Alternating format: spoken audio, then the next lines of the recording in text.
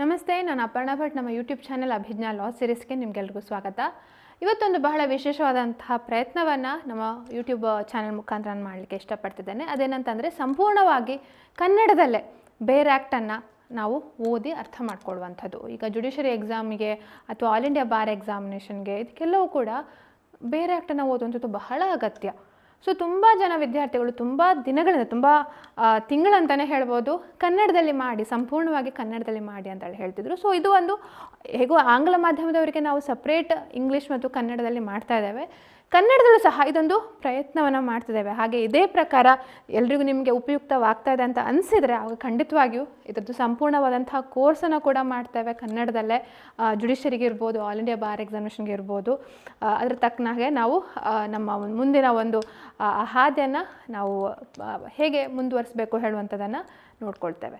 Okay, so ಈ ಒಂದು video ಏನಿದೆ ಇದು ಒಂದು ಜಸ್ಟ್ ಒಂದು ಸ್ಯಾಂಪಲ್ ಥರ, ನೀವು ಯಾವ ರೀತಿ ಕನ್ನಡದಲ್ಲಿ ಸಿವಿಲ್ ಬೇರ್ ಆ್ಯಕ್ಟ್ ಅಥವಾ ಸಿವಿಲ್ ಅಂತಲ್ಲ, ಯಾವುದೇ ಒಂದು ಕಾನೂನಿನ ಬೇರ್ ಆ್ಯಕ್ಟನ್ನು ಯಾವ ರೀತಿ ಓದಬೇಕು ಹೇಳುವಂಥದ್ದು ಸಣ್ಣದಾದಂಥ ಮಾಡೆಲ್ ಅಂತ ಹೇಳ್ಬೋದು.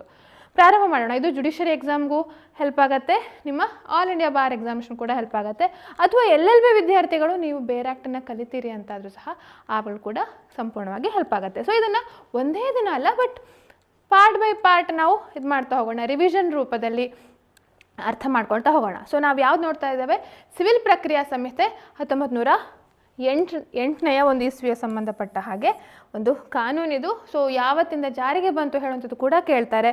ಸೊ ಆ ಸೆಕ್ಷನ್ 1 ಏನಿದೆ, ಈ ಸೆಕ್ಷನ್ 1 ಅಧ್ಯಾಯ 1 ಅಂದರೆ ಚಾಪ್ಟರ್ ಅಂತ ಹೇಳ್ಬೋದು, ಪ್ರಕರಣ 1. ಸೊ ನಾನು ಸುಲಭ ಆಗಲಿ ಅಂತ ಸೆಕ್ಷನ್ ಅಂತ ಹೇಳ್ತಾನೆ, ಬಟ್ ಕನ್ನಡದಲ್ಲಿ ಈಗ ಕೆಲಸ ಟ್ರಾನ್ಸ್ಲೇಷನ್ ಯಾರು ಮಾಡ್ತೀರಿ, ಆಂಗ್ಲ ಮಾಧ್ಯಮದಿಂದ ಕನ್ನಡಕ್ಕೆ ಟ್ರಾನ್ಸ್ಲೇಷನ್ ಪೇಪರ್ ಒಂದಿರುವಂಥದ್ದು ಜುಡಿಷರಿ ಎಕ್ಸಾಮ್ಗೆ, ಅವರು ಕೂಡ ಈ ವಿಡಿಯೋನ ನೋಡಲಿ ಅಂತ ಹೇಳುವಂಥದ್ದು. ಯಾಕೆಂದರೆ ಟ್ರಾನ್ಸ್ಲೇಷನ್ ಕೂಡ ಈ ಶಬ್ದಗಳು ನಮಗೆ ಬಹಳ ಹೆಲ್ಪ್ ಆಗುತ್ತೆ. ಸೊ ಬೇಸಿಕಲಿ ನಾವು ಯಾವುದೇ ಒಂದು ಕಾನೂನು ಓದುವಾಗ ಅದರದ್ದು ಈ ಒಂದು ಇದು ಎಲ್ಲ ಆ್ಯಕ್ಟ್ಗಳಲ್ಲೂ ಇರ್ತದೆ ಸಂಕ್ಷಿಪ್ತ ಹೆಸರು, ಶಾರ್ಟ್ ಟೈಟಲ್, ವ್ಯಾಪ್ತಿ ಮತ್ತು ಕಮೆನ್ಸ್ಮೆಂಟ್ ಅಂತ ಹೇಳುವಂಥದ್ದು. ಓಕೆ, ಸೊ ವ್ಯಾಪ್ತಿ ಮತ್ತು ಪ್ರಾರಂಭ, ಯಾವಾಗಲಿಂದ ಪ್ರಾರಂಭ ಆಗುತ್ತೆ ಮತ್ತು ಅದು ಎಲ್ಲೆಲ್ಲಿ ಎಕ್ಸ್ಟೆಂಟ್ ಅಂತ ಹೇಳ್ತಾರೆ, ಎಲ್ಲಿ ಅದು ಅಪ್ಲೈ ಆಗತ್ತೆ, ಅನ್ವಯವಾಗತ್ತೆ ಅಂತ ಹೇಳುವಂತಹ ಇದು. ಸೊ ಇದ್ರದ್ದು ಪ್ರಾವಿಷನ್ ನಾವು ನೋಡೋಣ, ನಂತರ ಹಂತಗಳಲ್ಲಿ ನೋಡೋಣ, ಬಟ್ ಮುಖ್ಯವಾಗಿ ಯಾವ್ಯಾವ ಒಂದು ಸೆಕ್ಷನ್ನು ಇಂಪಾರ್ಟೆಂಟ್ ಅಂತ ಅರ್ಥ ಮಾಡ್ಕೊಳ್ಳೋಣ. ನೆಕ್ಸ್ಟ್ ಬರುವಂಥದ್ದು ಪರಿಭಾಷೆಗಳು. ಇದರಲ್ಲಿ ಬರುವಂತಹ ಡಿಕ್ರಿ, ಜಡ್ಜ್ಮೆಂಟ್, ಆದೇಶ, ತೀರ್ಪು ಅಥವಾ ಕಾನೂನು ಪ್ರತಿನಿಧಿಗಳು ಹೇಳುವಂಥ ಒಂದು ಶಬ್ದ ಇರ್ಬೋದು, ಮಧ್ಯಕಾಲೀನ ಲಾಭ, ಮೀನ್ ಪ್ರಾಫಿಟ್ಸ್ ಅಂತ ಹೇಳ್ತಾರೆ, ಅವೆಲ್ಲವೂ ಕೂಡ ತುಂಬ ಇಂಪಾರ್ಟೆಂಟು, ಅದನ್ನು ಓದ್ಕೊಳ್ಳಿ. ಸೊ ನೆಕ್ಸ್ಟ್ ನ್ಯಾಯಾಲಯಗಳ ಅಧೀನತಃ. ಈ ಒಂದು ಇದರಲ್ಲಿ ನಾವು ನೋಡಿದಾಗ ಅಂತಹ ತುಂಬ ಸೆಕ್ಷನ್ಗಳು ತಿಳ್ಕೊಳ್ಬೇಕಂತ ಇಲ್ಲ, ಜಸ್ಟ್ ಈ ಸೆಕ್ಷನ್ 6 ತಿಳ್ಕೊಂಡ್ರೆ ಮುಖ್ಯ ಆಗುತ್ತೆ. ಅದು ಮೌಲ್ಯಾಧಾರಿತ ಅಧಿಕಾರ ವ್ಯಾಪ್ತಿ ಅಂತ ಹೇಳುವಂಥದ್ದು ಸೆಕ್ಷನ್ 6. ಇದು ಕೂಡ ಸ್ವಲ್ಪ ಮಟ್ಟಿಗೆ ಇಂಪಾರ್ಟೆಂಟ್ ಆಗ್ತವೆ. ಇನ್ನು ನೆಕ್ಸ್ಟ್ ಬರುವಂಥದ್ದು ನಾವು ಭಾಗ 1, ಪಾರ್ಟ್ 1 ಅಂತ ಹೇಳ್ತಾರೆ. ಸೊ ನಾರ್ಮಲಿ ಈ ಭಾಗದಲ್ಲಿ ನಾವು ಏನು ಕಾಣ್ತೇವೆ ಅಂತಂದರೆ, ಯಾವ ರೀತಿ ನ್ಯಾಯಾಲಯದಲ್ಲಿ ಒಂದು ದಾವೆನ ಹೂಡ್ತಾರೆ ಹಾಗೂ ಆದೇಶ ಆಗೋ ತನಕ ಏನೇನಾಗುತ್ತೆ ಹೇಳುವಂಥದ್ದು ಒಂದು ಸಂಕ್ಷಿಪ್ತವಾಗಿದೆ. ಇದಕ್ಕೆ ಸಂಬಂಧಪಟ್ಟ ಆರ್ಡರ್ಸ್ ಅಥವಾ ಕ್ರಮಾದೇಶ ಬೇರೆಯೇ ಇದೆ. ಆರ್ಡರ್ 1, ಆರ್ಡರ್ 2, ಆರ್ಡರ್ 3 ಹೇಳಿ ಆರ್ಡರ್ 51, 52 ತನಕನೂ ನಾವು ಕಾಣ್ಬೋದು. ಬಟ್ ಈಗ ಈ ಒಂದು ಸೆಕ್ಷನ್ ಇದರಲ್ಲಿ ನಾವು ನೋಡೋದಾದರೆ 25 ತನಕ ಮುಖ್ಯವಾಗಿ ನಾವು ಕಾಣ್ಬೋದು. ಇನ್ನು 26, 27, 37 ತನಕ ಹೆಚ್ಚಾಗಿ ನಾವು ಕಾಣ್ತೇವೆ. ಸೊ ಸೆಕ್ಷನ್ 9ರಿಂದ 37 ತನಕ ಹೇಗೆ ಒಂದು ಸಾಮಾನ್ಯವಾಗಿ ಒಂದು ದಾವೆನ ಹೂಡ್ತಾರೆ, ದಾವೆನ ಹೂಡಿ ಅಲ್ಲಿ ತನಕ 35 ತನಕ 35 ತನಕ, ಯಾಕೆಂದರೆ ಇಲ್ಲಿಂದ ನಮ್ಮ ಇದು ಬರುವಂಥದ್ದು ಅಮಲ್ ಜಾರಿಗೆ ಸಂಬಂಧಪಟ್ಟದ್ದು ಅಥವಾ ಎಕ್ಸಿಕ್ಯೂಷನ್ ಅಂತ ಹೇಳ್ತಾರೆ, ಅದಕ್ಕೆ ಸಂಬಂಧಪಟ್ಟದ್ದು 35 ತನಕ ನಾವಿಲ್ಲಿ ಕಾಣ್ಬೋದು. ಸೊ ಇದಕ್ಕೆ ಸಂಬಂಧಪಟ್ಟದ್ದು ಆರ್ಡರ್ 1, 2, 3, 4, 5, 6, 20 ತನಕನೂ ನಾವು ನೋಡ್ಬೋದು. ಹಾಗೆ ಆರ್ಡರ್ 21 ಅಂತ ಏನಿದೆ, ಕ್ರಮಾದೇಶ 21, ಅದು ಈ ಭಾಗಕ್ಕೆ ಅಪ್ಲೈ ಆಗುತ್ತೆ. ಆದೇಶ ಜಾರಿ ಅಂತ ಇದೆಯಲ್ಲ, ಅಥವಾ ಅಮಲ್ ಜಾರಿ ಅಂತ ನಾವು ಕರೆಯುವಂಥದ್ದು, ಡಿಕ್ರಿಗಳನ್ನು ಅಮಲ್ ಜಾರಿ ಮಾಡಬಹುದಾದ ನ್ಯಾಯಾಲಯಗಳು ಅಂತ ಅದಕ್ಕೆ ಸಂಬಂಧಪಟ್ಟದ್ದು. ಅದು ಒಂದು ಬೇರೆಯೇ ನಾವು ಅರ್ಥ ಮಾಡ್ಕೊಳ್ಬೇಕು, ಬೇರೆ ಒಂದು ವಿಚಾರವಾಗಿ ತಿಳ್ಕೊಳ್ಬೇಕಾಗಿರುವಂಥ ಒಂದು ಅಂಶ ಆಗಿರುವಂಥದ್ದು. ಸೊ ನಾವು ಸೆಕ್ಷನ್ 9ಕ್ಕೆ ಬರೋಣ. ಸೊ ಸೆಕ್ಷನ್ 9, 10, 11 ತುಂಬ ಇಂಪಾರ್ಟೆಂಟ್ ಆಗ್ತವೆ. ಯಾಕೆಂದರೆ ಸೆಕ್ಷನ್ 9 ಯಾವ್ದ್ರ ಬಗ್ಗೆ ಹೇಳುತ್ತೆ, ಸಿವಿಲ್ ದಾವೆಗಳು, civil suits of civil nature ಅಂತ ಹೇಳುವಂಥದ್ದು. ಆಯಿತಾ, ಅದನ್ನು ಯಾವ ರೀತಿ ಯಾವ್ಯಾವ ದಾವೆಗಳಲ್ಲಿ ಸಲ್ಲಿಸಬೇಕು ಅಂತ ಹೇಳುವಂಥದ್ದು, ಯಾವ್ಯಾವ ದಾವೆಗಳನ್ನು ಸಿವಿಲ್ ದಾವೆ ಅಂತ ಕರೆಸ್ಕೊಳ್ತಾರೆ, ಯಾವುದು ಎಕ್ಸ್ಪ್ರೆಸ್ಲಿ ಅಥವಾ ಇಂಪ್ಲೈಡ್ಲಿ ಭಾಳ ಅಲ್ಲ, ಯಾವುದು ನಿರ್ಬಂಧಿತವಲ್ಲದೆ ಇರುವಂಥದ್ದು ಅಂತ ಹೇಳುವಂಥ ವಿಚಾರನ ನಾವು ಕಾಣ್ತೇವೆ. ಇನ್ನು ಇದೆರಡು ಕೂಡ ಬಹಳ ಮುಖ್ಯ. ದಾವೆಯ ತಡೆ ಅಂದರೆ ಸ್ಟೇ ಆಫ್ ಸೂಟ್ ಅಂತ ಹೇಳಿ. ಸೆಕ್ಷನ್ 11 ಪೂರ್ವ ನ್ಯಾಯ ಅಂದರೆ ರೆಸ್ ಜುಡಿಕೇಟ, ತುಂಬಾ ಮುಖ್ಯವಾದಂಥದ್ದು. ಎಕ್ಸಾಮಲ್ಲಿ ಒಂದಲ್ಲ ಒಂದು ಇದರಲ್ಲಿ ಅಥವಾ ಇದರಿಂದ ಒಂದು ಸೆಕ್ಷನ್ ಅಥವಾ ಒಂದು ಕ್ವಶನ್ನು ಕೇಳ್ತಾರೆ, ಒಂದು ಪ್ರಶ್ನೆಯನ್ನು ಕೇಳ್ತಾರೆ. ಸೊ ಇದನ್ನು ಕೂಡ ಓದ್ಕೊಳ್ಳಿ. ಇನ್ನು ನೆಕ್ಸ್ಟ್ ಬರುವಂಥದ್ದು ವಿದೇಶಿ ತೀರ್ಪುಗಳಿಗೆ ಸಂಬಂಧಪಟ್ಟದ್ದು. ಅದರಲ್ಲಿ ಸೆಕ್ಷನ್ 13 ಬಹಳ ಇಂಪಾರ್ಟೆಂಟ್. ಇದರಲ್ಲಿ ಒಂದು 6 ಇದಿದೆ, ಗ್ರೌಂಡ್ಸ್ಗಳಿವೆ, ಕಾರಣಗಳಿವೆ, ಯಾವ್ಯಾವ ಸಂದರ್ಭದಲ್ಲಿ ವಿದೇಶಿ ತೀರ್ಪು ನಿರ್ಣಾಯಕ ಆಗಿರೋದಿಲ್ಲ ಅಂತ ಹೇಳುವಂಥ ವಿಚಾರ. ಆಯಿತಾ, ಸೊ ಅದನ್ನು ತಿಳ್ಕೊಳ್ಳುವಂಥದ್ದು ಬಹಳ ಮುಖ್ಯ. ವಿದೇಶಿ ತೀರ್ಪು ಅದಕ್ಕೆ ಸಂಬಂಧಪಟ್ಟದ್ದು ಸೆಕ್ಷನ್ 14 ಇದೆ, ಬಟ್ ಮುಖ್ಯವಾಗಿ ಸೆಕ್ಷನ್ 13 ಬಹಳ ಮುಖ್ಯ ಆಗುತ್ತೆ. ಇನ್ನು ನೆಕ್ಸ್ಟ್ ಬರುವಂಥದ್ದು ದಾವೆ ಹೂಡಬೇಕಾದ ಸ್ಥಳ, ಎಲ್ಲೆಲ್ಲಿ ದಾವೆಗಳನ್ನ ಹೂಡಬೇಕು ಹೇಳುವಂಥದ್ದು. ಅದರಲ್ಲಿ ಸೆಕ್ಷನ್ 15 ಈ ಮೌಲ್ಯಾಧಾರಿತ ಒಂದು ಅಧಿಕಾರ ವ್ಯಾಪ್ತಿ ಅಂತ ಏನು ಹೇಳ್ತಾರೆ, ಪೆಕ್ಯುನರಿ ಜ್ಯೂರಿಡಿಕ್ಷನ್ಗೆ ಸಂಬಂಧಪಟ್ಟದ್ದು, ಅದಕ್ಕೆ ಸಂಬಂಧಪಟ್ಟ ಇದನ್ನು ನಾವಿಲ್ಲಿ ಕಾಣ್ಬೋದು. ಯಾವ ಕೋರ್ಟಲ್ಲಿ ದಾವೆಗಳನ್ನು ಹೂಡಬೇಕು, ಸಲ್ಲಿಸಬೇಕು ಅಂತ ಹೇಳುವಂಥದ್ದು. Court of lowest court of competent to try ಅಂತ ಹೇಳಿ, inferior court competent to try, ಸಕ್ಷಮವಾದಂಥ ಒಂದು ನ್ಯಾಯಾಲಯ. ಬಟ್ ಆದರೆ ಏನಾಗಿರುತ್ತೆ, ಅತಿ ಕೆಳ ದರ್ಜೆಯಲ್ಲಿರುವಂಥದ್ದು, ಕೆಳಮಟ್ಟದಂದರೆ ಕೆಳಗಿನ ಹಂತದಲ್ಲಿರುವಂಥ ನ್ಯಾಯಾಲಯದಲ್ಲಿ ಸಲ್ಲಿಸಬೇಕು ಅಂತ ಹೇಳಿ ನಾವು ಸೆಕ್ಷನ್ 15ರಲ್ಲಿ ನಾವು ಕಾಣ್ತೇವೆ. ಇನ್ನು ಟೆರಿಟೋರಿಯಲ್ ಜ್ಯೂರಿಡಿಕ್ಷನ್ಗೆ ಸಂಬಂಧಪಟ್ಟ ಹಾಗೆ 20 ತನಕ ನಾವು ಕಾಣ್ಬೋದು. ಅದು ಸೆಕ್ಷನ್ 16 ಯಾವುದು ದಾವೆಯ ಸಬ್ಜೆಕ್ಟ್ ಮ್ಯಾಟರ್ ಇದೆ, ಅಂದರೆ ವಸ್ತು ವಿಷಯ ಅಂತ ಕರೀತಾರೆ. ಒಂದು ವೇಳೆ ಅದು ಸ್ಥಿರಾಸ್ತಿ ಆಗಿದ್ದರೆ, ಇಮ್ಮೂವಬಲ್ ಪ್ರಾಪರ್ಟಿಗೆ ಸಂಬಂಧಪಟ್ಟದ್ದು ಹೆಚ್ಚಾಗಿದ್ದು ಬರುವಂಥದ್ದು, ಎಲ್ಲಿ ದಾವೆಯ ವಸ್ತು ವಿಷಯ ಇರ್ತದೆ ಅಲ್ಲೇ ದಾವೆಯನ್ನು ಹೂಡಬೇಕು ಅಂತ ಹೇಳುವಂಥ ವಿಚಾರನ ಇಲ್ಲಿ ಕಾಣ್ತೇವೆ. ಅದಕ್ಕೆ ಸಂಬಂಧಪಟ್ಟ ಸೆಕ್ಷನ್ 17, 18 ಕೂಡ ಅದಕ್ಕೆ ಸಂಬಂಧಪಟ್ಟದ್ದೇ ಆಗಿರುವಂಥದ್ದು.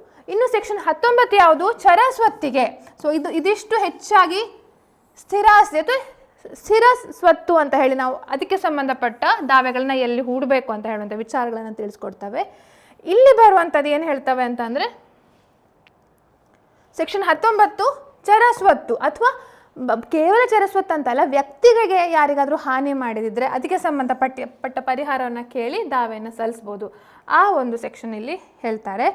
ಹಾಗೆ ಸೆಕ್ಷನ್ 20 ಯಾವುದಕ್ಕೆ ಸಂಬಂಧಪಟ್ಟದ್ದು, ಈ ಸ್ಥಿರ ಸ್ವತ್ತು ಅಥವಾ ಚರಸ್ವತ್ತು, ಅದನ್ನು ಹೊರತುಪಡಿಸಿ ಬೇರೆ ಯಾವುದಾದ್ರೂ ದಾವೆಗಳಿದ್ರೆ ಇತರ ದಾವೆಗಳು ಅಂತ ಹೇಳಿ ಹೇಳ್ಬೋದು. ಆಯಿತಾ, ಸೊ ಎಲ್ಲಿ ಅದನ್ನು ಸಲ್ಲಿಸಬೇಕು ಅಂದರೆ ಸಾಧಾರಣವಾಗಿ ಎಲ್ಲಿ ಡಿಫೆಂಡೆಂಟ್ಸ್ ವಾಸ ಮಾಡ್ತಾರೆ, ಅಂದರೆ ಪ್ರತಿವಾದಿಗಳು ವಾಸಿಸುವಲ್ಲಿ, ಅಥವಾ ಅಲ್ಲಿ ಅವ್ರು ಎಲ್ಲಿ ಕೆಲಸ ಮಾಡ್ತಾರೆ, ಅಥವಾ ಎಲ್ಲಿ ಕಾಸ್ ಆಫ್ ಆ್ಯಕ್ಷನ್ನು ಹುಟ್ಕೊಳ್ಳುತ್ತೆ, ಅಥವಾ ಕಾಸ್ ಆಫ್ ಆ್ಯಕ್ಷನ್ ಅಂದರೆ ವ್ಯಾಜ್ಯ ಕಾರಣ ಎಲ್ಲಿ ಉದ್ಭವಿಸುತ್ತೆ ಅಲ್ಲಿ ಅದನ್ನು ಹೂಡಬೇಕು, ದಾವೆಯನ್ನು ಸಲ್ಲಿಸಬೇಕು ಅಂತ ಹೇಳುವಂಥ ವಿಚಾರವನ್ನು ನಾವಿಲ್ಲಿ ಕಾಣ್ತೇವೆ. ಇನ್ನು ಆಬ್ಜೆಕ್ಷನ್, ಇದು ಸರಿ ಇಲ್ಲ, ಅಧಿಕಾರ ವ್ಯಾಪ್ತಿ ಸರಿ ಇಲ್ಲ, ನೀವೆಲ್ಲಿ ದಾವೆನ ಹೂಡಿದಿರಿ ಅದು ಅಂಥ ಅಧಿಕಾರ ವ್ಯಾಪ್ತಿ, ಅಂಥ ನ್ಯಾಯಾಲಯಕ್ಕೆ ನೀವು ಸಲ್ಲಿಸಬಾರ್ದಿತ್ತು ಅಂತ ಹೇಳುವಂಥ ತಕರಾರು ಯಾರಾದರೂ ಮಾಡುವಂಥದ್ದಿದ್ದರೆ ಅದಕ್ಕೆ ಸಂಬಂಧಪಟ್ಟ ಸೆಕ್ಷನ್ 21 ನಾವು ಕಾಣ್ಬೋದು. ಓಕೆ, ಇದರಲ್ಲಿ ಇದಿಷ್ಟು ಇಂಪಾರ್ಟೆಂಟ್. ಅದು ಸೆಕ್ಷನ್ 16ರಿಂದ ತುಂಬ ಪ್ರಶ್ನೆಗಳನ್ನು ಕೇಳ್ತಾರೆ. 16ರಿಂದ ಕೇಳ್ಬೋದು. 19 ಮತ್ತು 20ರಲ್ಲಿ ಬಹಳಷ್ಟು ಉದಾಹರಣೆಗಳನ್ನು ನೀಡಿದ್ದಾರೆ, ಅದರಿಂದನೂ ಪ್ರಶ್ನೆಗಳನ್ನು ಕೇಳಬಹುದು. ನೆಕ್ಸ್ಟ್ ನಾವು ನೋಡಬೇಕಂತಂದರೆ ಇದು ಹೇಗೆ ಒಂದು ವರ್ಗ ಮಾಡ್ತಾರೆ, ಒಂದು ದಾವೆಯನ್ನು ಒಂದು ನ್ಯಾಯಾಲಯದಿಂದ ಇನ್ನೊಂದು ನ್ಯಾಯಾಲಯಕ್ಕೆ ಹೇಗೆ ವರ್ಗ ಮಾಡ್ತಾರೆ ಅಂತ ಹೇಳುವಂಥದ್ದು. ಸೊ ಅದರಲ್ಲಿ ಬಹಳ ಮುಖ್ಯ ಸಾಮಾನ್ಯ ಅಧಿಕಾರ ಇರುವಂಥದ್ದು, ಜನರಲ್ ಪವರ್ ಟು ಟ್ರಾನ್ಸ್ಫರ್ ಅಂತ ಹೇಳುವಂಥದ್ದು. ಅದರಲ್ಲಿ ಇದು ಬಹಳ ಮುಖ್ಯ, section 24.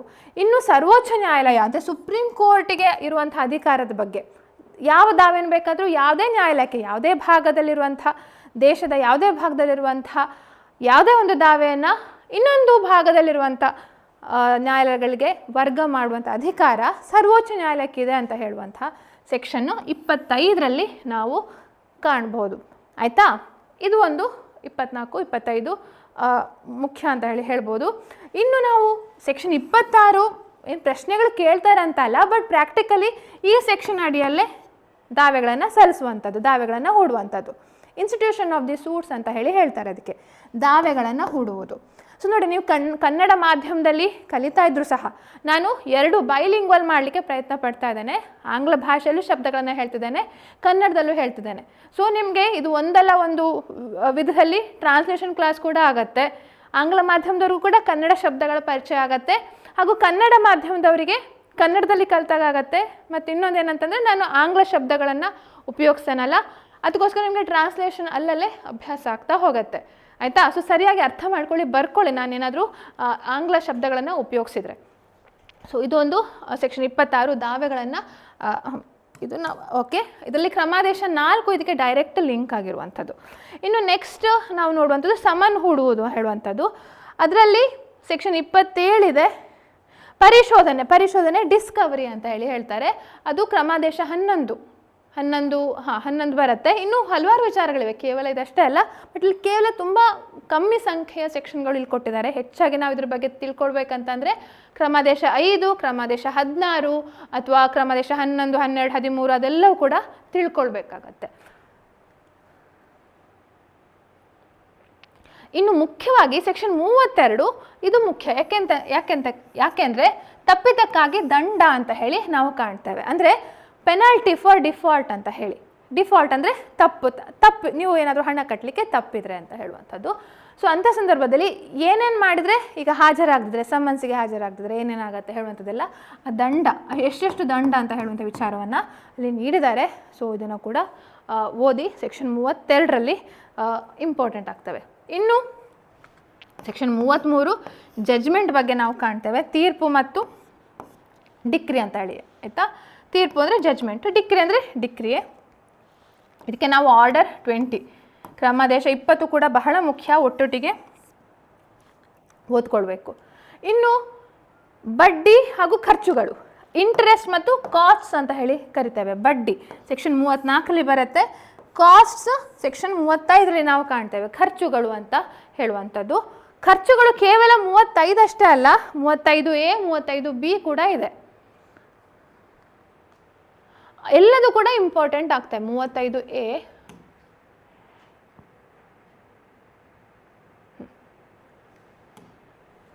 35, 35A 35B. So 34ರಿಂದ 35B ತನಕ ಎಲ್ಲ ಒಂದು ಪ್ರಕರಣಗಳು ಕೂಡ ಬಹಳ ಮುಖ್ಯವಾಗ್ತವೆ. ಸೊ ಇದರಲ್ಲಿ ಖರ್ಚುಗಳು ಅಂದರೆ ಸಾಮಾನ್ಯವಾದಂಥ ಖರ್ಚುಗಳು. ಈಗ ಡಿಕ್ರಿ ಅಥವಾ ಆದೇಶ ಮಾಡಿದ ನಂತರ ಯಾರ್ಯಾರು ಎಷ್ಟು ಖರ್ಚುಗಳು ಭರಿಸಬೇಕು, ವೆಚ್ಚವನ್ನು ಭರಿಸಬೇಕು ಅಂತ ಹೇಳುವಂಥ ವಿಚಾರ ನಾವಿಲ್ಲಿ ಕಾಣ್ತೇವೆ. ಇನ್ನು ಇದು ಫಾಲ್ಸ್ ಮತ್ತು ವೆಕ್ಸೇಷಿಯಸ್ ಕ್ಲೇಮ್ಸ್, ಸುಳ್ಳು, ಫಾಲ್ಸ್ ಆ್ಯಂಡ್ ವೆಕ್ಸೇಷಿಯಸ್ ಕ್ಲೇಮ್ಸ್ ಅಂತ ಹೇಳ್ತಾರೆ. ಸುಳ್ಳು ಆಪಾದನೆಗಳನ್ನು ಹಾಕುವಂಥದ್ದು, ಅಥವಾ ಸುಳ್ಳು ಪ್ರತಿವಾದಿಗಳು ತಮ್ಮ ಡಿಫೆನ್ಸನ್ನು ಹಾಕುವಂಥದ್ದು, ಅದಕ್ಕೆ ಸಂಬಂಧಪಟ್ಟ ಹಾಗೆ ಖರ್ಚುಗಳನ್ನು ಕೇಳ್ಬೋದು ಅಂತ ಹೇಳಿ. ಎಷ್ಟು ಕೇಳ್ಬೋದು ಹೇಳುವಂಥ ಲಿಮಿಟ್ ಇದೆ. ಇನ್ನು ಕಾಂಪನ್ಸೇಷನ್ ಫಾರ್ ಡಿಲೇ, ವಿಳಂಬದಿಂದಾದ ವೆಚ್ಚಗಳು. ಒಂದು ಡಿಲೇ ಆಗಿದ್ದಕ್ಕೋಸ್ಕರ ಎಷ್ಟು ವಿಳಂಬ ಆಗಿದ್ದಕ್ಕೋಸ್ಕರ ಎಷ್ಟು ಖರ್ಚುಗಳು ಕೊಡ್ಬೋದು ಅಂತ ಹೇಳುವಂಥ ವಿಚಾರ. ಇದು 3 ಸೆಕ್ಷನ್ಗಳು ಇಂಪಾರ್ಟೆಂಟ್ ಆಗ್ತವೆ. ಇನ್ನು ನಾವು ನೋಡೋದು ಅಮಲ್ ಜಾರಿಗೆ ಸಂಬಂಧಪಟ್ಟದ್ದು, ಎಕ್ಸಿಕ್ಯೂಷನ್ ಅಂತ ಹೇಳಿ ನಾವೇನು ಕರಿತೇವೆ, ಅದಕ್ಕೆ ಸಂಬಂಧಪಟ್ಟದ್ದು. ಸೊ ಮುಖ್ಯವಾಗಿ ಇದು ಕೇವಲ ಈ ಒಂದು ಭಾಗ ಏನಿದೆ, ಕೇವಲ ತೀರ್ಪುಗಳಿಗೆ ಮಾತ್ರ ಅಲ್ಲ, ಜಡ್ಜ್ಮೆಂಟ್ಸ್ ಅಥವಾ ಡಿಕ್ರಿಗೆ ಮಾತ್ರ ಅಲ್ಲ, ಆರ್ಡರ್ಸ್. ಯಾಕೆಂದರೆ ಆದೇಶ ಅಂದರೆ ತೀರ್ಪು, ಆದೇಶ ಮತ್ತು ಡಿಕ್ರಿ ಬೇರೆ ಬೇರೆ ಒಂದು ವ್ಯತ್ಯಾಸ ಇರುವಂಥದ್ದು. ಅದನ್ನು ನಾವು CPCಯ ಪರಿಭಾಷೆಯಲ್ಲಿ ಕಾಣ್ಬೋದು.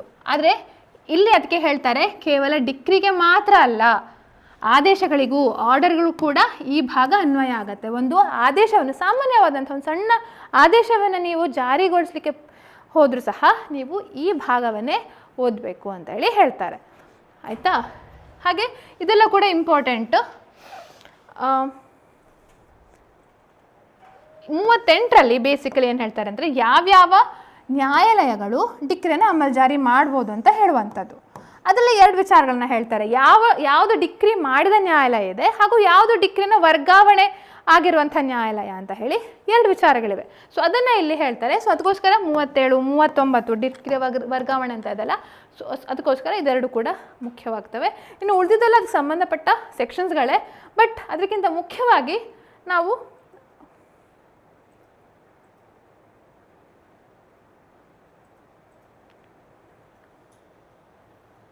ಇದು ನ್ಯಾಯಾಲಯಕ್ಕಿರುವ ಅಧಿಕಾರಗಳು. ಸೆಕ್ಷನ್ 42 ವರ್ಗಾವಣೆ ಆದ ಡಿಕ್ರಿಯನ್ನು ಅಮಲ್ಜಾರಿ ಮಾಡಲು ನ್ಯಾಯಾಲಯಕ್ಕಿರುವ ಅಧಿಕಾರಗಳು ಅಂತ ಹೇಳುವಂಥದ್ದು. ಅಂದರೆ ಟ್ರಾನ್ಸ್ಫರಿ ಕೋರ್ಟ್ ಏನಿದೆ, ವರ್ಗಾವಣೆಯಾದ ನ್ಯಾಯಾಲಯ ಏನಿದೆ, ಆ ಒಂದು ನ್ಯಾಯಾಲಯಕ್ಕೆ ಏನೇನು ಅಧಿಕಾರಗಳಿವೆ, ಏನೇನು ಪವರ್ ಇದೆ ಅಂತ ಹೇಳುವಂಥ ವಿಚಾರವನ್ನು ನಾವಿಲ್ಲಿ ಕಾಣ್ತೇವೆ. ಹಾಗೆ ನೆಕ್ಸ್ಟ್ ಇದು ಕೂಡ ಈಗ ದೇಶದಿಂದ ಹೊರಗಿರುವಂತಹ ಡಿಕ್ರಿಗಳನ್ನು ಹೇಗೆ ಅಮಲ್ಜಾರಿ ಮಾಡೋದು ಅಥವಾ ಇಲ್ಲಿಯ ಡಿಕ್ರಿಗಳನ್ನು ಬೇರೆ ದೇಶದಲ್ಲಿ ಹೇಗೆ ಅಮಲ್ಜಾರಿ ಮಾಡುವಂಥದ್ದು ಹೇಳುವಂಥ ವಿಚಾರ. ಅದಕ್ಕಿಂತ ಮುಖ್ಯವಾಗಿ ಪ್ರಿಸೆಪ್ಟ್ಸ್ ಅಂತ ಕರೀತಾರೆ, ಆಜ್ಞಾಪತ್ರಗಳು. ಇಲ್ಲಿ ನಾವು ನೋಡುವಂಥದ್ದು ಆಜ್ಞಾಪತ್ರಗಳು. ಇದನ್ನು ಶಾರ್ಟ್ ನೋಟ್ಸಿಗೆ ಕೇಳ್ಬೋದು ಅಥವಾ ಕೆಲವೊಂದು ಸಲ ಪ್ರಿಸೆಪ್ಟ್ಸ್ ಅಂದರೆ ಏನು ಇದರಲ್ಲಿ ನಮ್ಮ MCQದಲ್ಲಿ ಕೇಳುವಂಥ ಸಾಧ್ಯತೆ ಇರುತ್ತೆ. ಆಯಿತಾ? ಸೊ ಇದು ಬಹಳ ಮುಖ್ಯ. ಸೆಕ್ಷನ್ 46 ತಿಳಿದಿಟ್ಕೊಳ್ಳಿ, ಆಜ್ಞಾಪತ್ರಗಳು ಅಂದರೆ ಏನಂತ ಹೇಳುವಂಥದ್ದು. ಇನ್ನು ಸೆಕ್ಷನ್ 47 ಕೂಡ ಬಹಳವೇ ಮುಖ್ಯ. ಯಾಕೆಂತಂದರೆ questions to be determined by the executing court ಅಂತ ಹೇಳ್ತಾರೆ. ಎಕ್ಸಿಕ್ಯೂಟಿಂಗ್ ಕೋರ್ಟ್ ಅಂದರೆ ಏನು? ಡಿಕ್ರಿಯನ್ನು ಅಮಲ್ಜಾರಿ ಮಾಡುವ ನ್ಯಾಯಾಲಯವು. ಸೊ ಅದೇನು ಮಾಡಬೇಕು? ಅದು questions to be determined by the, ನಿರ್ಧರಿಸಬೇಕಾದ ಪ್ರಶ್ನೆಗಳು. ಇದರಲ್ಲಿ ತುಂಬ ಸಲ ಕೇಳಿದ್ದಾರೆ. ಸೆಕ್ಷನ್ 47 ಶಾರ್ಟ್ ನೋಟಿನ ಕ್ವಶನ್ ಕೂಡ ಇದು. ಹಾಗೆ ನಮಗೆ ಬರುವಂಥ MCQದಲ್ಲೂ ಕೇಳುವಂಥ ಕ್ವಶನ್. ಇನ್ನು 48, 49, 50 ಸಣ್ಣ ಸಣ್ಣ ಮೈನ್ಯೂಟ್ ಇದು ನಾವು ನೋಡುವಂಥದ್ದು. ಅದರಲ್ಲಿ 49 ಮತ್ತು 50 ಹೇಳುವಂಥದ್ದು ಬಹಳ ಮುಖ್ಯ. ಅದ್ರಲ್ಲಿ ಹೆಚ್ಚಾಗಿ 50 ಈ ಲೀಗಲ್ ರೆಪ್ರೆಸೆಂಟೇಟಿವ್ಸ್ ಅಂತ ಹೇಳಿ ಏನು ಹೇಳ್ತಾರೆ, ಅದಕ್ಕೆ ಸಂಬಂಧಪಟ್ಟ ಇದನ್ನು ನಾವು ಕಾಣ್ಬೋದು. ಕಾನೂನು ಸಮ್ಮತ ಪ್ರತಿನಿಧಿ ಅಂತ ಹೇಳಿ ಇದನ್ನು ಹೆಚ್ಚಾಗಿ ಕೇಳುವಂಥ ಸಾಧ್ಯತೆ ಇರುತ್ತೆ. ಇನ್ನು ಅದಕ್ಕಿಂತ ಹೆಚ್ಚು ಸೆಕ್ಷನ್ 50 ಒಂದು ಇಂಪಾರ್ಟೆಂಟ್ ಅಂತ ಹೇಳ್ಬೋದು. ಮುಖ್ಯವಾಗಿ ನಾವಿಲ್ಲಿ ನೋಡುವಂಥದ್ದು ಅಮಲ್ಜಾರಿಯ ಪ್ರಕ್ರಿಯೆ. ಇದರ ಮೇಲೆ ಕ್ವಶನ್ಗಳನ್ನು ತುಂಬ ಸಲ ಕೇಳಿದ್ದಾರೆ. ಯಾವ್ಯಾವ ರೀತಿಯಲ್ಲಿ ಅಮಲ್ಜಾರಿಯನ್ನು ಮಾಡ್ಬೋದು, the modes of execution of the decree ಅಂತ ಹೇಳುವಂಥದ್ದು. ಸೊ ಇಲ್ಲಿ ಅಮಲ್ಜಾರಿಯನ್ನು ಕಾರ್ಯಗತಗೊಳಿಸಲು ನ್ಯಾಯಾಲಯಕ್ಕಿರುವ ಅಧಿಕಾರ. ಇದರಲ್ಲಿ ಬೇರೆ ಬೇರೆ ಹೇಳ್ತಾರೆ. ಮುಟ್ಟುಗೋಲು ಹಾಕ್ಬೋದು, ದಸ್ತಗಿರಿ ಮಾಡ್ಬೋದು, ಹೌಸ್ ಅರೆಸ್ಟ್ ಮಾಡ್ಬೋದು ಹೇಳುವಂಥದ್ದೆಲ್ಲ ಕೂಡ ಬೇರೆ ಬೇರೆ ವಿಚಾರಗಳನ್ನ ಹೇಳ್ತಾರೆ. ಸೊ ಇದು ಮುಖ್ಯವಾಗಿರುವಂಥದ್ದು.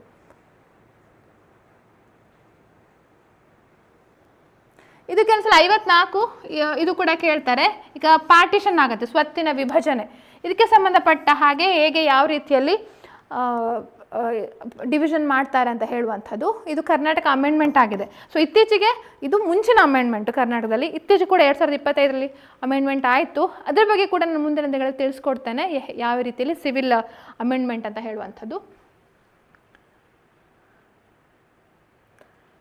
ಇದು ಅಮಲ್ಜಾರಿಯಲ್ಲ ಬರುವಂಥದ್ದು. ಒಂದು ವೇಳೆ ಅರೆಸ್ಟ್ ಮಾಡಿದರೆ, ದಸ್ತಗಿರಿ ಮಾಡಿದರೆ ಏನಾಗುತ್ತೆ, ಹೇಗೆ ಮಾಡಬೇಕು ಹೇಳುವಂಥ ವಿಚಾರವೆಲ್ಲ ಇದೆಲ್ಲದೂ ಇಂಪಾರ್ಟೆಂಟ್ ಆಗ್ತದೆ. ಆಯಿತಾ? ದಸ್ತಗಿರಿ ಯಾವ ರೀತಿಯಲ್ಲಿ ದಸ್ತಗಿರಿ ಮಾಡ್ತಾರೆ, ಇದು ಜೀವನ ನಿರ್ವಹಣೆಗಾಗಿ ಭತ್ಯೆ ಅಂದರೆ ಸಬ್ಸಿಸ್ಟೆನ್ಸ್ ಅಲೋವೆನ್ಸ್, ಅದ್ರ ಬಗ್ಗೆ ಕ್ವಶನ್ಗಳನ್ನು ಕೇಳ್ತಾರೆ. ಯಾವ ಸೆಕ್ಷನ್ ಅಂತ ಕೂಡ ಕೇಳ್ತಾರೆ. ಹಾಗೂ ಇನ್ನೊಂದು, ಹೆಂಗಸರನ್ನ ದಸ್ತಗಿರಿ ಮಾಡ್ಬೋದಾ, ಮಹಿಳೆಯರನ್ನು ದಸ್ತಗಿರಿ ಮಾಡಬಾರ್ದು ಅಂತ ಇರುವಂಥದ್ದು. ಯಾವುದಕ್ಕೆ ಸಂಬಂಧಪಟ್ಟದ್ದು? Suit for recovery of money, ಹಣಕಾಸಿನ ವಿಷಯಕ್ಕೆ ಸಂಬಂಧಿಸಿದಂತಹ ಸೂಟ್ಗಳಾಗಿದ್ದರೆ ಮಹಿಳೆಯರನ್ನು ದಸ್ತಗಿರಿ ಮಾಡಬಾರ್ದು, ದಸ್ತಗಿರಿನ ಮಾಡಲಿಕ್ಕೆ ನಿಷೇಧ ಮಾಡಲಾಗಿದೆ ಅಂತ ಹೇಳುವಂಥದ್ದು.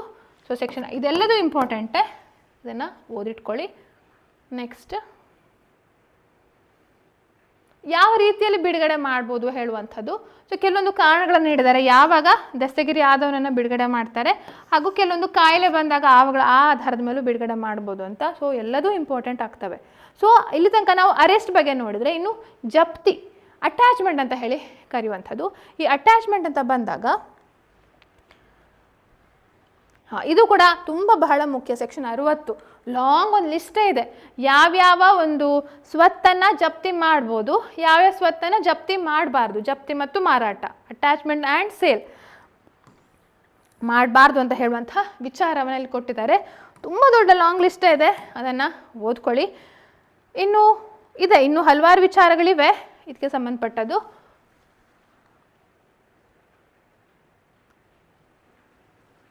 ಇದು ಸೆಕ್ಷನ್ 64 ಒಂದು ಇಂಪಾರ್ಟೆಂಟು. ಈಗ ಒಂದು ವೇಳೆ ಜಪ್ತಿ ಆದ ನಂತರ ಪ್ರೈವೇಟ್ ಏಲಿನೇಷನ್ ಅಂತ ಹೇಳ್ತಾರೆ, ಖಾಸಗಿ ಪರಭಾರೆ, ಪ್ರಾಪರ್ಟಿಯನ್ನು, ಸ್ವತ್ತನ್ನು ಬೇರೆಯವರಿಗೆ ನೀಡ್ತಾರೆ ಅಂದರೆ ಪರಭಾರೆ, ಕನ್ವೆನ್ಸ್, ಸೇಲ್ ಎಲ್ಲ ಮಾಡಿ ಕೊಡ್ತಾರೆ. ಸೊ ಅಂಥ ಇದು ವಾಯ್ಡ್ ಆಗುತ್ತೆ, ಶೂನ್ಯವಾಗುತ್ತದೆ ಅಂತ ಹೇಳುವಂಥದ್ದು. ಯಾವಾಗ? ಅಟ್ಯಾಚ್ಮೆಂಟ್ ಆದ ನಂತರ. ಇನ್ನು ಸೇಲ್ ಬಗ್ಗೆ ಸಂಬಂಧಪಟ್ಟದ್ದು, ಸೇಲ್ಗೆ ಸೆಲ್ಲರ್ಸ್ನ ಪರ್ಚೇಸರ್ನ ಟೈಟಲ್ ಯಾವಾಗ ನಿರ್ಧಾರ ಆಗತ್ತೆ ಅಂತ ಹೇಳುವಂಥ ವಿಚಾರ. ಇದು ಸ್ವಲ್ಪ ಯೂನಿಕ್ ಆಗಿರುವಂಥದ್ದು, ನಾರ್ಮಲ್ ಸಿಚುವೇಶನ್ ಅಲ್ಲ. ಕನ್ಫರ್ಮೇಷನ್ ಆಫ್ ದಿ ಸೇಲ್ ಅಂತ ಹೇಳುವಂಥದ್ದೆಲ್ಲ ವಿಚಾರ ಇದೆ. ಅದು ಸೆಕ್ಷನ್ ಅಲ್ಲ, ಆರ್ಡರ್ 21ನ 90 ರೂಲ್ 2021 ಅದಕ್ಕೆ ಸಂಬಂಧಪಟ್ಟ ಹಾಗೆ ಕನೆಕ್ಟ್ ಆಗಿರುವಂಥದ್ದು.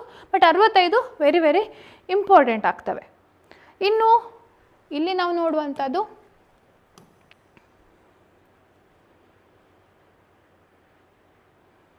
ಇದೆಲ್ಲ ಅಷ್ಟು ಇಂಪಾರ್ಟೆಂಟ್ ಅಲ್ಲ. ಇದು ರೇಟೇಬಲ್ ಡಿಸ್ಟ್ರಿಬ್ಯೂಷನ್ ಆಫ್ ಅಸೆಟ್ಸ್ ಅಂತ ಹೇಳುವಂಥದ್ದು. ನೋಡಿ, ದಾಮಾಷಾ ಪ್ರಕಾರ ಹಂಚುವುದು, ರೇಟೇಬಲ್ ಡಿಸ್ಟ್ರಿಬ್ಯೂಷನ್ ಆಫ್ ಅಸೆಟ್ಸ್ ಅಂತ ಏನು ಇಂಪಾರ್ಟೆಂಟ್ ಅಲ್ಲ. ಬಟ್ ಆ ಶಬ್ದ ಒಂದು ಹೊಸ ಶಬ್ದ, ನಾವು ಸಹಜವಾಗಿ ಕನ್ನಡದಲ್ಲೂ ಅಷ್ಟು ಉಪಯೋಗಿಸೋದಿಲ್ಲ. ಅದಕ್ಕೋಸ್ಕರ ನಿಮಗೆ ಈ ಒಂದು ವಿಚಾರವನ್ನು ತಿಳಿಸ್ಕೊಟ್ಟಿದ್ದು, ದಾಮಾಷಾ ಪ್ರಕಾರ ಹಂಚುವುದು ಅಂತ ಹೇಳಿ. ಇನ್ನು ಅಬ್ಸ್ಟ್ರಕ್ಷನ್, ಎಕ್ಸಿಕ್ಯೂಷನ್ಗೆ ಅಬ್ಸ್ಟ್ರಕ್ಷನ್ ಮಾಡುವಂಥದ್ದು, ಅಮಲ್ ಜಾರಿಗೆ ಪ್ರತಿರೋಧ. ಇದು ಸ್ವಲ್ಪ ಮಟ್ಟಿಗೆ ಇಂಪಾರ್ಟೆಂಟ್ ಆಗುತ್ತೆ. ಇದ್ರ ಬಗ್ಗೆ ನಮಗೆ ರೂಲ್ಸೇ ಇದೆ ಸುಮಾರು. ಆರ್ಡರ್ 21, ರೂಲ್ 98, 99, 100, 101 ಅದಕ್ಕೆ ಸಂಬಂಧಪಟ್ಟಾಗೆ ಬರುತ್ತೆ. ಇನ್ನು ನೋಡಿ, ಇಲ್ಲಿ ಬರುವಂಥದ್ದು ಪ್ರಾಸಂಗಿಕ ಕಾರ್ಯಕಲಾಪಗಳು ಅಂದರೆ ಇನ್ಸಿಡೆಂಟಲ್ ಪ್ರೊಸೀಡಿಂಗ್ಸ್ ಅಂತ ಹೇಳಿ ಹೇಳ್ತಾರೆ. ಇನ್ನು ಪೂರಕ ಕಲಾಪಗಳು, ಸಪ್ಲಿಮೆಂಟಲ್ ಪ್ರೊಸೀಡಿಂಗ್ಸ್ ಅಂತ ಹೇಳಿ ಹೇಳುವಂಥದ್ದು. ಈಗ ಪ್ರಾಸಂಗಿಕ ಕಾರ್ಯಕಲಾಪಗಳು ಯಾವುದಾದ್ರು ಕಮಿಷನ್ಗಳಾಗ್ತವೆ, ಕಮಿಷನ್.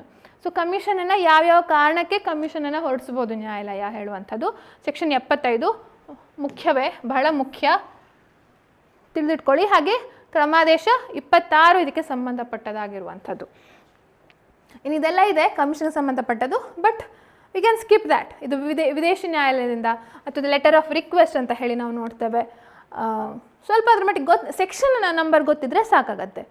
ಇನ್ನು ಕೆಲವೊಂದು ವಿಶಿಷ್ಟ ಸಂದರ್ಭದಲ್ಲಿಯ ದಾವೆಗಳು ಅಂತ ಹೇಳಿ, ಸ್ಪೆಷಲ್ ಸರ್ಕಮ್ಸ್ಗಳಲ್ಲಿ ಆಗುವಂಥ ದಾವೆದು ಬೇಸಿಕಲಿ ಯಾವುದಕ್ಕೆ ಇಲ್ಲಿ ಹೇಳುವಂಥದ್ದಂದರೆ ಗೌರ್ಮೆಂಟ್ ವಿರುದ್ಧ, ಸರ್ಕಾರದ ವಿರುದ್ಧ ಅಥವಾ ಸರ್ಕಾರ ಮಾಡುವಂಥ ಸೂಟ್ಗಳಿಗೆ ಸಂಬಂಧಪಟ್ಟದ್ದು.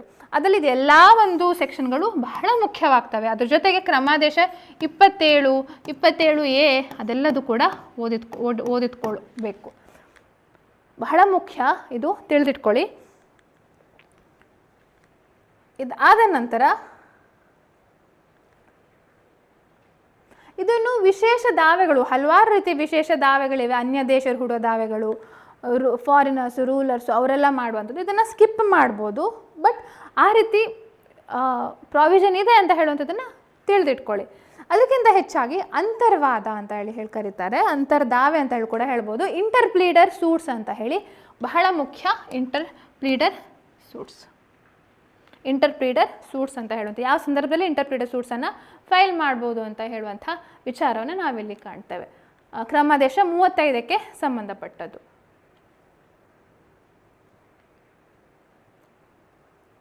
ನೆಕ್ಸ್ಟ್ ಬರುವಂಥದ್ದು ವಿಶೇಷ ಕಲಾಪಗಳು, ಈ ಮಧ್ಯಸ್ಥಿಕೆ ಅಂತ ಹೇಳಿ ನಾವು ಕರಿತೇವೆ, ಈ ಆಲ್ಟರ್ನೇಟಿವ್ ಡಿಸ್ಪ್ಯೂಟ್ ರೆಸೊಲ್ಯೂಷನ್ ಅದಕ್ಕೆ ಬರುವಂಥದ್ದು ಸೆಕ್ಷನ್ 89. ಈಗ ಅಮೆಂಡ್ಮೆಂಟ್ ಕೂಡ ಆಗಿದೆ, ಅದನ್ನು ನಾವು ನಂತರ ಅಮೆಂಡ್ಮೆಂಟ್ಗಳನ್ನು ನಂತರ ದಿನಗಳಲ್ಲಿ ಓದೋಣ. ಬಟ್ ಇದು ಕೂಡ ಅಷ್ಟೇ ಮುಖ್ಯವಾದಂಥ ಸೆಕ್ಷನ್ 89. ವಿವಾದಗಳನ್ನು ನ್ಯಾಯಾಲಯದ ಹೊರಗೆ ಇತ್ಯರ್ಥಗೊಳಿಸುವುದು, ಸೆಟಲ್ಮೆಂಟ್ ಔಟ್ಸೈಡ್ ದಿ ಕೋರ್ಟ್ ಅಂತ ಹೇಳಿ ನಾವು ಹೇಳುವಂಥದ್ದು. ನ್ಯಾಯಾಲಯದ ಹೊರಗೆ, ಕೋರ್ಟ್ನ ಹೊರಗೆ ಡಿಸ್ಪ್ಯೂಟ್ಸನ್ನು ಸೆಟಲ್ಮೆಂಟ್ ಮಾಡುವಂಥದ್ದನ್ನು ನಾವಿಲ್ಲಿ ಕಾಣ್ಬೋದು. ಇನ್ನು ವಿಶೇಷ ಮೊಕದ್ದಮೆಗಳು, ಈಗ ಉದಾಹರಣೆಗೆ ಕೆಲವು ವಿಶೇಷ ಇದು ಬರ್ತವೆ.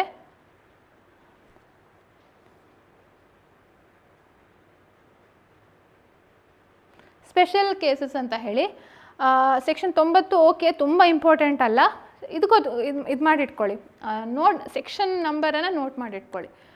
ಬಹಳ ಮುಖ್ಯವಾಗಿ ಕೇಳುವಂಥದ್ದು ಸೆಕ್ಷನ್ 91, 92 ಬಗ್ಗೆ ಹೆಚ್ಚಾಗಿ ಕೇಳಿದ್ದಾರೆ.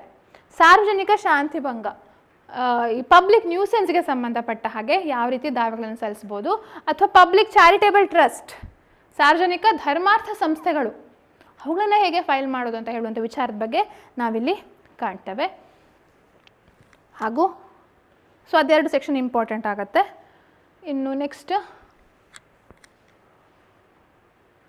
ಪೂರಕ ಕಲಾಪಗಳು ಅಂದರೆ ಈಗ ಉದಾಹರಣೆಗೆ ನಾವು ಟೆಂಪರರಿ ಇಂಜಂಕ್ಷನ್ ಎಲ್ಲ ಫೈಲ್ ಮಾಡ್ತೇವಲ್ಲ, ಅದಕ್ಕೆ ಸಂಬಂಧಪಟ್ಟದಿರುವಂಥದ್ದು, ರಿಸೀವರನ್ನು ಅಪಾಯಿಂಟ್ ಮಾಡುವಂಥದ್ದು, ಅದೆಲ್ಲ ಇಲ್ಲಿ ಸೆಕ್ಷನ್ 94 ಅಂತ ಬರುತ್ತೆ.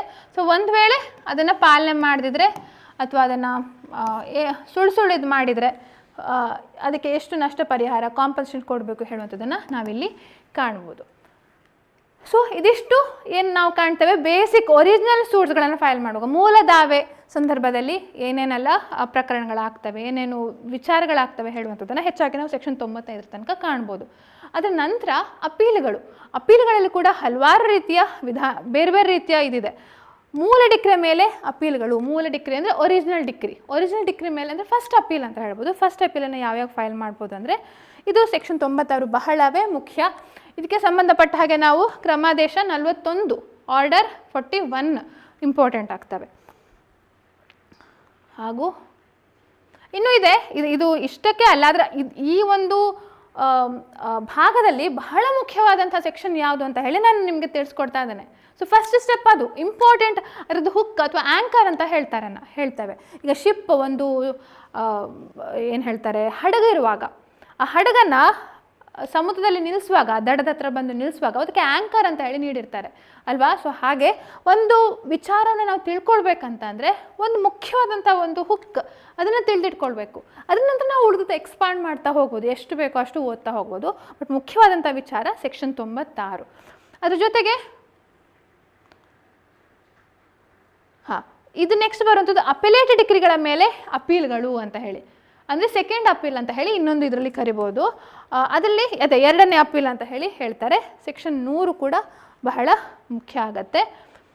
ಇನ್ನು ಇದು ಆದೇಶಗಳ ಮೇಲೆ ಅಪೀಲ್ಗಳು, ಅಪೀಲ್ಸ್ ಆನ್ ಆರ್ಡರ್ಸ್ ಅಂತ ಕ್ರಮಾದೇಶ 43ರಲ್ಲಿ ನಾವು ಕಾಣ್ಬೋದು, ಆರ್ಡರ್ 43 ನಾವು ಕಾಣ್ಬೋದು. ಅದರಲ್ಲಿ 104 ಬಹಳ ಮುಖ್ಯ. ಇನ್ನು ಜನರಲ್ ಪ್ರಾವಿಷನ್, ಸಾಮಾನ್ಯ ಉಪಬಂಧಗಳು ಅಂತ ಹೇಳ್ತಾರೆ, ಅಪೀಲುಗಳಿಗೆ ಸಂಬಂಧಿಸಿರುವ ಸಾಮಾನ್ಯ ಉಪಬಂಧಗಳು. ಸೊ ಅಪೀಲು ನ್ಯಾಯಾಲಯಗಳ ಇದು ಬಹಳವೇ ಮುಖ್ಯ. 107 ಅದಕ್ಕೆ ಸಂಬಂಧಪಟ್ಟ ಇದನ್ನು ನಾವು ಆರ್ಡರ್ 41ನಲ್ಲಿ ಕಾಣ್ತೇವೆ. ಏನೇನು ಅಧಿಕಾರಗಳಿವೆ, ಈಗ ಅಡಿಷನಲ್ ಎವಿಡೆನ್ಸ್ ತಗೊಳ್ಳುವಂಥ ಅಧಿಕಾರ, ಸುಮಾರು 4 ಎಕ್ಸ್ಟ್ರಾ ಅಧಿಕಾರಗಳಿವೆ ಅಪೀಲು ನ್ಯಾಯಾಲಯಗಳಿಗೆ. ಅವುಗಳ ಬಗ್ಗೆ 107 ಹೇಳುತ್ತೆ. ಪ್ಲಸ್ ನಾವು ಕ್ರಮಾದೇಶ 41 ಕೂಡ ಓದಬೇಕಾಗತ್ತೆ. ಇನ್ನು ಸುಪ್ರೀಂ ಕೋರ್ಟಿಗೆ ಅಪೀಲ್ ಹೋಗೋದಾದರೆ ಅದು ಯಾವುದು ಅಂತ ಹೇಳಿ, ಸರ್ವೋಚ್ಚ ನ್ಯಾಯಾಲಯಕ್ಕೆ ಅಪೀಲುಗಳು. ಸೊ 109 ಓದ್ಕೊಳ್ಳಿ. ಇದು ರೆಫರೆನ್ಸ್ ರಿವ್ಯೂ ರಿವಿಷನ್ ಅಂತ ಹೇಳಿ ಬರುವಂಥದ್ದು. ಅಷ್ಟೂ ಸೆಕ್ಷನ್ನು ಇಂಪಾರ್ಟೆಂಟ್ ಆಗ್ತವೆ. 113, 114, 115 ಹಾಗೆ ಕ್ರಮಾದೇಶ 46, 47. ಓಕೆ, ಇದು ರೆಫರೆನ್ಸ್ ರಿವ್ಯೂ ರಿವಿಷನ್. 113 ರೆಫರೆನ್ಸ್, 114 ಪುನರಾವಲೋಕನ ರಿವ್ಯೂ ಹಾಗೂ ಪುನರೀಕ್ಷಣೆ ರಿವಿಷನ್ ಅಂತ ಹೇಳಿ.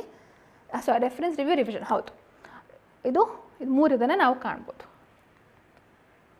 ನೆಕ್ಸ್ಟ್, ಈಗ ಹೈಕೋರ್ಟಿಗೆ ಏನೇನು ಪವರ್ ಇದೆ ಅಂತ ಹೇಳುವಂಥ ವಿಚಾರ ನಾವು ಇದನ್ನು ಸ್ಕಿಪ್ ಮಾಡ್ಬೋದು, ಸಂಪೂರ್ಣವಾಗಿ ಸ್ಕಿಪ್ ಮಾಡ್ಬೋದು. ಜಸ್ಟ್ ನಮಗೆ ತಿಳಿದಿಟ್ಕೊಂಡ್ರೆ ಸಾಕು ಈ ಒಂದು ಭಾಗ ಒಂದು ಹೇಳುತ್ತೆ ಅಂತ ಹೇಳಿ.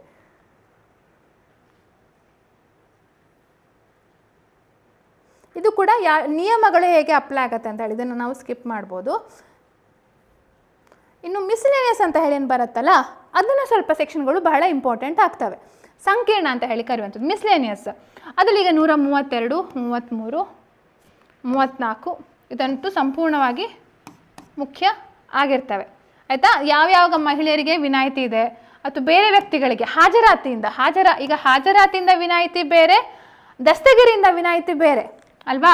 ಸೊ ಅದರ ಬಗ್ಗೆ ಇಲ್ಲಿ ಹೇಳ್ತಾರೆ, ಹಾಜರಾತಿಯಿಂದ ಯಾರ್ಯಾರಿಗೆ ವಿನಾಯಿತಿ ಇದೆ, ದಸ್ತಗಿರಿ ಮಾಡೋದ್ರಿಂದ ಯಾರ್ಯಾರಿಗೆ ವಿನಾಯಿತಿ ಇದೆ ಅಂತ ಹೇಳುವಂಥದ್ದನ್ನು ಇಲ್ಲಿ ತಿಳಿಸ್ಕೊಟ್ಟಿದ್ದಾರೆ.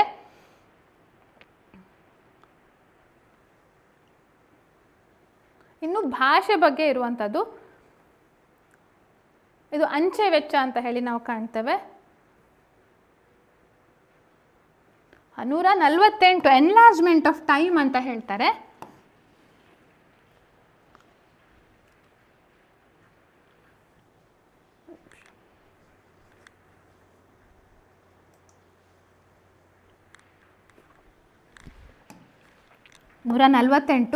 ಎನ್ಲಾರ್ಜ್ಮೆಂಟ್ ಆಫ್ ಟೈಮ್, ಹೇಗೆ ಒಂದು ಅವಧಿಯನ್ನು ವಿಸ್ತರಣೆ ಮಾಡ್ತಾರೆ, ಒಂದು ಪ್ರಕರಣಕ್ಕೆ ಹೇಗೆ ಜಾಸ್ತಿ ಅವಧಿಯನ್ನು ನೀಡ್ತಾ ಹೋಗ್ತಾರೆ ಹೇಳುವಂಥದ್ದನ್ನು 148. ಹಾಗೆ 148A ಕೇವಿಯಟ್, ಎಚ್ಚರಿಕೆ ಪತ್ರ. ಕೇವಿಯಟ್ ಅಂತ ಹೇಳಿ ನಾವು ಸಾಮಾನ್ಯ ಭಾಷೆಯಲ್ಲಿ ಹೇಳ್ತೇವಲ್ಲ, ಎಚ್ಚರಿಕೆ ಪತ್ರವನ್ನು ಹೇಗೆ ಯಾವ ರೀತಿ ಸಲ್ಲಿಸಬೇಕು ಅಂತ ಹೇಳುವಂಥ ವಿಚಾರ ನಾವಿಲ್ಲಿ ಕಾಣ್ಬೋದು.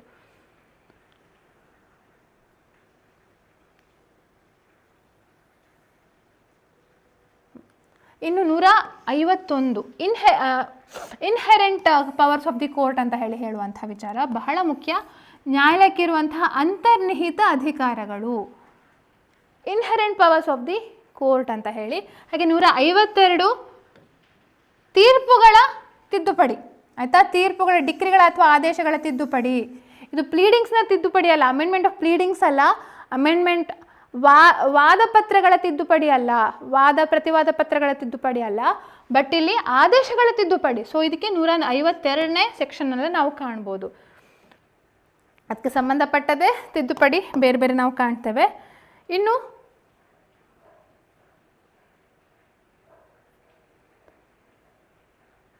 ಬಹಿರಂಗ ನ್ಯಾಯಾಲಯದಲ್ಲಿ ಇದು ಕೂಡ ಮುಖ್ಯ. ಎಲ್ಲಿ ಟ್ರಯಲ್ ಎಲ್ಲಿ ಮಾಡಬೇಕು ಹೇಳುವಂಥದ್ದು, trial shall be held in the open court ಅಂತ ಹೇಳ್ತಾರೆ. ಸೊ ಅಧಿವಿಚಾರಣಾ ಸ್ಥಳವನ್ನು ಬಹಿರಂಗ ನ್ಯಾಯಾಲಯವೆಂದು ಭಾವಿಸತಕ್ಕದ್ದು, ಇದು ಇಂಪಾರ್ಟೆಂಟ್ ಆಗ್ತವೆ. ಇನ್ನು ಉಳಿದಿದೆಲ್ಲ ಅಂಥ ಕೆಲವೊಂದು ರಿಪೀಲ್ಸ್, ನಿರಸಿತ ಅಂತ ಹೇಳ್ತಾರೆ, ರಿಪೀಲ್ ಆಗಿರುವಂಥದ್ದು, ಕೆಲವೊಂದು ಮಿಸ್ಲಿನಿಯಸ್ ಪ್ರಾವಿಷನ್ಸ್ ಅಂತ ಹೇಳಿ ನಾವು ತಿಳ್ಕೊಳ್ಬೋದು, ಆಯಿತಾ. ಸೊ ಇದು ನಾನು ಕೇವಲ ಸೆಕ್ಷನ್ಸ್ಗಳದ್ದು, ಪ್ರಕರಣಗಳಿಗೆ ಸಂಬಂಧಪಟ್ಟ ಹಾಗೆ ಇವತ್ತಿನ ಒಂದು ಚಿಕ್ಕದಾದಂಥ ಒಂದು ಕನ್ನಡದ ಬೇರಾಕ್ನ ಇಟ್ಕೊಂಡು ನಿಮಗೆ ತಿಳಿಸ್ಕೊಟ್ಟಿದ್ದೇನೆ. ಮುಂದಿನ ದಿನಗಳಲ್ಲಿ ಈ ಕ್ರಮಾದೇಶಗಳಿಗೆ ಸಂಬಂಧಪಟ್ಟ ಹಾಗೆ ತಿಳಿಸ್ಕೊಡ್ತಾ ಹೋಗ್ತೇನೆ. ಓಕೆ, ಸೊ ಈಗ ಸದ್ಯಕ್ಕೆ ನಮ್ಮ ಬೇರೆ ಬೇರೆ ಕ್ಲಾಸಸ್ಗಳು ಅಭಿಜ್ಞಾ ಲಾ ಸಿರೀಸ್ ಆ್ಯಪಲ್ಲಿ ನಡೀತಾ ಇರುವಂಥದ್ದು. 3 ತಿಂಗಳ ಜುಡಿಷರಿ ಕೋರ್ಸಸ್ ಕೂಡ ನಡೀತಾ ಇದೆ. ಸೊ ಇನ್ನು ಸ್ವಲ್ಪ ದಿನದಲ್ಲಿ we are also going to launch English and Kannada.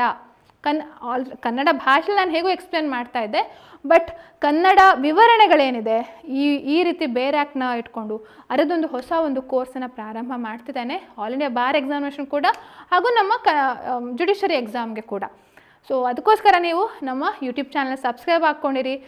ಯಾವುದೇ ಅಪ್ಡೇಟ್ಸನ್ನು ಮಿಸ್ ಮಾಡಬೇಡಿ. ನಮ್ಮ ಗ್ರೂಪ್ನ ಒಂದು ಡೀಟೇಲ್ಸನ್ನು, ವಾಟ್ಸಪ್ ಗ್ರೂಪ್ನ ಡೀಟೇಲ್ಸನ್ನು ನಿಮಗೆ ಈ ಒಂದು ಡಿಸ್ಕ್ರಿಪ್ಷನಲ್ಲಿ ನೀಡಿದ್ದೇನೆ. ಹಾಗೆ ನಮ್ಮ ಬೇರೆ ಬೇರೆ ಬುಕ್ಸ್ ಇದೆ, ಅದು ಆಂಗ್ಲ ಭಾಷೆಯಲ್ಲಿರುವಂಥದ್ದು, ಬಟ್ ಕ್ವಿಕ್ ರಿವಿಷನ್ ನೋಟ್ಸ್ಗೆ ನಿಮಗೆ ಹೆಲ್ಪ್ ಆಗ್ಬೋದು. ಅದರದ್ದು ಕೂಡ ಡೀಟೇಲ್ಸ್ ಏನಿದೆ ನಮ್ಮ ಈ ಯೂಟ್ಯೂಬ್ ಡಿಸ್ಕ್ರಿಪ್ಷನಲ್ಲಿ ಪ್ರಾಡಕ್ಟ್ಸ್ ಅಂತ ಬರ್ತಾ ಇದೆ, ಅದನ್ನು ನೀವು ಡೈರೆಕ್ಟಾಗಿ ಕ್ಲಿಕ್ ಮಾಡಿದ್ರೆ ಪರ್ಚೇಸ್ ಮಾಡ್ಬೋದು. ಮತ್ತು ಇನ್ನೂ ಒಂದು ಮುಖ್ಯವಾದಂಥ ವಿಚಾರ ಅಂದರೆ ಯೂಟ್ಯೂಬಲ್ಲಿ ಯೂಟ್ಯೂಬ್ ಮೆಂಬರ್ಶಿಪ್ ಅಂತ ಹೇಳುವಂಥ ಒಂದು ಹೊಸ ಆಪ್ಷನ್ನು ನಾವು ಯೂಟ್ಯೂಬಲ್ಲಿ ಎನೇಬಲ್ ಮಾಡಿದ್ದೇವೆ. ನೀವು ಜಾಯಿನ್ ಆಗ್ಬೋದು. ಅದರದ್ದು ವಿಶೇಷತೆ ಏನಂತಂದರೆ, ಈಗ ಮೆಂಬರ್ಸ್ ಓನ್ಲಿ ವೀಡಿಯೋಸ್, ಕೆಲವೊಂದು ವೀಡಿಯೋಸ್ಗಳು ಮೆಂಬರ್ಸ್ಗೆ ಮಾತ್ರ ಕ್ಲಾಸಸ್ಗಳಿಗೆ ಸಂಬಂಧಪಟ್ಟದ್ದು ನಾವು ಕಾಣ್ಪಡ್ತೇವೆ. ಅದನ್ನು ಕೂಡ ನೀವು ಚೆಕ್ ಮಾಡಿ ನೋಡ್ಬೋದು. ಸೊ ಹಲವಾರು ಪ್ಲ್ಯಾಟ್ಫಾರ್ಮ್ಸಲ್ಲಿ ನಮ್ಮ ಒಂದು ವೀಡಿಯೋಸ್ಗಳು ಅಥವಾ ನಮ್ಮ ಕ್ಲಾಸಸ್ಗಳು ಅದರ ಲಭ್ಯತೆ ಇದೆ. ಅದನ್ನು ಚೆಕ್ ಮಾಡಿ ನಿಮ್ಮ ಒಂದು ತಯಾರಿ ಏನಿದೆ, ಯಾವುದೇ ಪರೀಕ್ಷೆ, ಕಾನೂನಿಗೆ ಸಂಬಂಧಪಟ್ಟ ಪರೀಕ್ಷೆ ಸುಗಮವಾಗಲಿ ಹೇಳುವಂಥ ಕಾರಣಕ್ಕೆ ಈ ಒಂದು ಬೇರೆ ಬೇರೆ ಡಿಸೈನ್ ಮಾಡಿ ಬೇರೆ ಬೇರೆ ರೀತಿಯಲ್ಲಿ ಫ್ಲೋ ಚಾರ್ಟ್ಸ್, ಟೈಟಲ್ಸ್ಗಳನ್ನು ಮಾಡಿ ನಿಮಗೆ ನೀಡ್ತಾ ಇದ್ದಾವೆ. ಅದರದ್ದು ಸದುಪಯೋಗ ಪಡ್ಕೊಳ್ಳಿ ಅಂತ ಹೇಳ್ತಾ ಇವತ್ತಿನ ಕ್ಲಾಸನ್ನು ಮುಗಿಸ್ತಾ ಇದ್ದೇನೆ. ಸೊ ಈ ವಿಡಿಯೋ ಇಷ್ಟ ಆಗಿದ್ದರೆ, ಈ ಕನ್ನಡದಲ್ಲಿ ನಿಮಗೆ ಒಂದು ಬೇರೆ ಆ್ಯಕ್ಟ್ ಮುಖಾಂತರ ತಿಳಿಸ್ಕೊಡುವಂಥ ಒಂದು ಪ್ರಯತ್ನ ನಿಮಗೆ ಇಷ್ಟ ಆಗಿದ್ದರೆ ಖಂಡಿತವಾಗಿ ನನಗೆ ಕಮೆಂಟ್ ಬಾಕ್ಸಲ್ಲಿ ತಿಳಿಸಿ. ಸೊ ದ್ಯಾಟ್ ನನಗೆ ಇನ್ನೂ ಒಂದು ಉತ್ತೇಜನ ಬರುವಂಥದ್ದು, ಇನ್ನೂ ಈ ರೀತಿ ಕ್ಲಾಸಸ್ಗಳನ್ನು ಮಾಡಬೇಕು, ಹಲವಾರು ವಿದ್ಯಾರ್ಥಿಗಳಿಗೆ ಇದರಿಂದ ಉಪಯುಕ್ತ ಆಗ್ತದೆ ಹೇಳುವಂಥ ಆ ಒಂದು ಭಾವನೆ ನಮ್ಮಲ್ಲಿ ಬಂದರೆ ನಾವು ಕೂಡ ಇನ್ನೂ ಹೆಚ್ಚೆಚ್ಚು ವೀಡಿಯೋಸ್ಗಳನ್ನು, ಹೆಚ್ಚೆಚ್ಚು ಕ್ಲಾಸಸ್ಗಳನ್ನು ಮಾಡ್ಬೋದು, ಆಯಿತಾ. ಸೊ ಇಷ್ಟು ಹೇಳ್ತಾ ಇವತ್ತಿನ ಕ್ಲಾಸನ್ನು ಮುಗಿಸ್ತಾ ಇದ್ದೇನೆ. ಲೈಕ್, ಕಮೆಂಟ್, ಶೇರ್, ಸಬ್ಸ್ಕ್ರೈಬ್ ಮಾಡಲಿಕ್ಕೆ ಮರಿಬೇಡಿ. ಧನ್ಯವಾದ.